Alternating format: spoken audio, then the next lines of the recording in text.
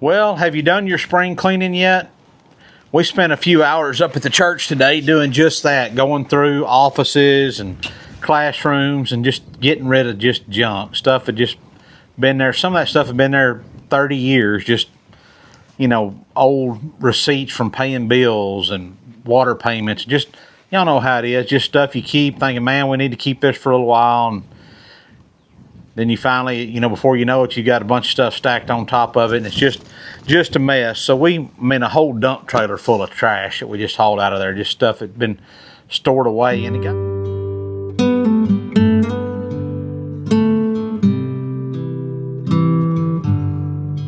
got me to thinking about how in our lives we can store up and we can hold on to stuff that we need to have got rid of a long time ago. Sometimes that's relationships with people that aren't good for us. Sometimes that's, addictions that we have to things. Sometimes that's just, things that happened in our childhood or happened to us that we still hang on to and we don't get rid of. And when we think about that, that's not what God asks us to do. He asks us to give it to Him and then He'll take care of it, But there are things in our life that we need to we need to clear that out of here and get it out, make room for some more good stuff. So I wanted to share a Bible reading with you. This is in 1 Peter chapter 4, and then I'm going to read to you verses 3, 4, 5, and 6 probably. This one kind of deals with people in our life that we probably need to get out of our life, or even you can apply it to habits and things like that. But let's take off there. 1 Peter chapter 4, verse 3, it says, "For we have spent enough of our past lifetime in doing the will of the Gentiles, when we walked in lewdness, lust, drunkenness, revelries, drinking parties, and abominable idolatries.